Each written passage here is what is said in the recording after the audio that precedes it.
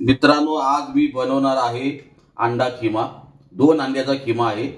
त्यासाठी लागणारी वस्तू, पहिला कांदा लागणार आहे, थोडंसं टमाटर घेतलंय आणि मिरची, अद्रक, लसूणची पेस्ट करून घेतले, कोथिंबीर घेतले, थोडासा पुदिना घेतलाय आणि थोडासा कढीपत्ता घेतलाय। आणि ही जी आहे ही सुरतमध्ये फेमस लसूण, वल्ली लसूण, ही बघा, ही वल्ली लसूण खूप छान आहे। आणि त्याला लागणारे तेल, थोडंसं तेल आहे। आणि इकडे आज ते मसाले आहेत, हळद, लाल मिरची, गोडा मसाला, धना पावडर, जीरा, राई आणि मीठ। हे सर्व इंग्रेडियंट आहेत। आणि याच्यामध्ये आपण मस्तपैकी एक खिमा बनवू, आपण मस्तपैकी अंड्याचा खिमा बनवू। आता चला आपण अंड्याचा खिमा तयार करू। चला, आता पहिला आपण घेतलेलं आहे तेल। हे बघा, हे तेल घेतलेलं आहे। जेवढं तुम्हाला लागेल तेवढंच घ्या, तेल लागेल तेवढंच घ्या। आणि तेल गरम झाल्याच्या नंतर आपल्याला कढीपत्ता टाकायचा। हे बघा, हे कढीपत्ता टाकायचा। कढीपत्ता टाकल्यावरच्या नंतर थोडंसं जिरं टाकायचं। बघा, थोडं हे जिरं टाकायचं, थोडंसं जिरं टाकल्याच्या नंतर आपल्याला थोडंसं कांदा टाकायला घेतलाय। कांद्याला थोडा चांगला शिजून द्यायचा, मस्तपैकी थोडंसं शिजून द्यायचा। आणि कांदा थोडं शिजल्यानंतर आपण थोडंसं टाकायचं टमाटर। हे बघा, हे आपण टमाटे टाकायचे।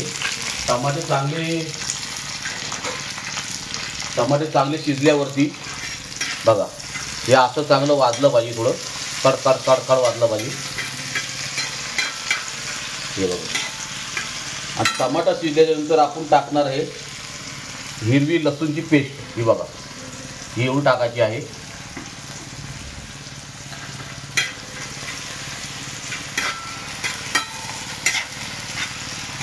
आणि हे टाकायच्या नंतर आपल्याला थोडंसं मीठ टाकायचे।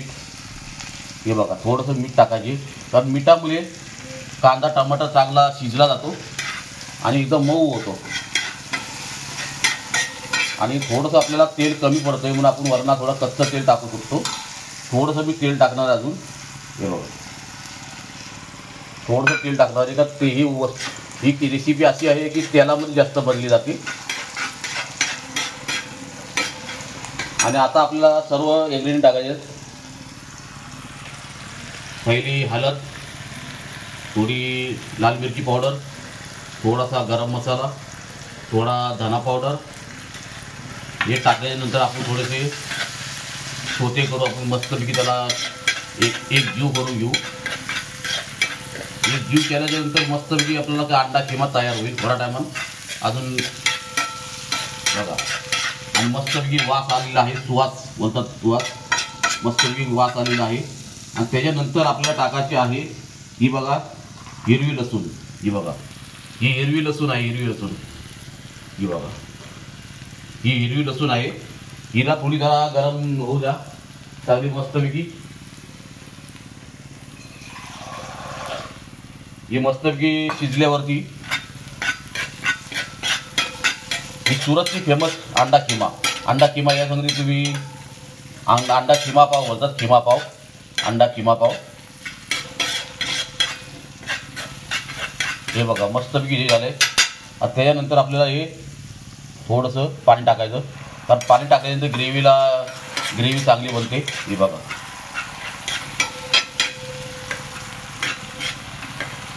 ग्रेव्ही मस्तपैकी बनवायची झाली का बघा, हे आपल्याला हे असं मस्तपैकी हे असं बनवायचं, मस्त ग्रेव्ही होते अशी। दाबलं करा या मध्ये बोलू।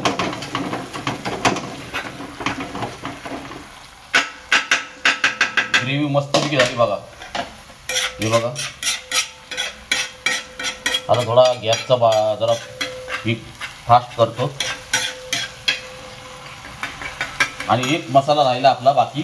हे बघा, आपला भारत मसाला, गुजरातचा भारत मसाला, मस्तपैकी वास येतोय जर। थोडंसं टाकायचं, जास्त नाही. गरम मसाल्याची जास्त नाही टाकायचं.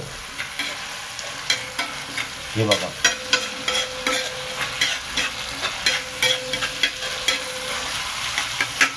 आता सर्व मीठ वगैरे मसाला वगैरे थोडं पाणी अजून टाकतो, कारण अंडे टाकायचे आपल्याला. ते थोडी ग्रेव्हीची फिटनेस यायला पाहिजे. फर्स्ट क्लास ग्रेव्ही दिसली पाहिजे. आता आपण तयार करणार आहे अंडा किमा. आता अंडा किमा ग्रेव्ही तयार झाली तर आपल्याला अंडे किसून टाकायचे. हे बघा, हे असे अंडे किसून टाकायचे. बघा, तुम्ही 1 घ्या, 2 घ्या, 4 घ्या, तसं बरं तसं मसाला तुम्ही टाकू शकता. कांदे, टमाटर, हे बघा.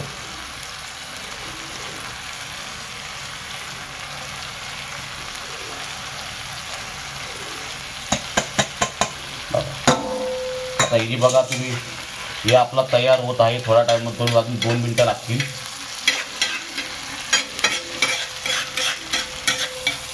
हे आहे अंडा किमा. ह्या तुम्ही पावा संगती खाऊ शकता, किंवा चपाती संगती किंवा भाकरी संगती पण खाऊ शकता. खूप छान लागतो.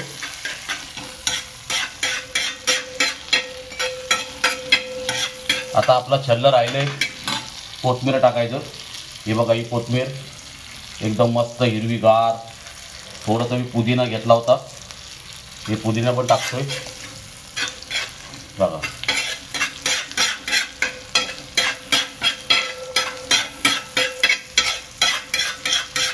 मस्त हे शिजलं, मस्त झाले बघा. आणि आता आपण त्याला सर्व करू. एक डिशमध्ये काढू. आता त्याला आपण डिशमध्ये काढू. बघा,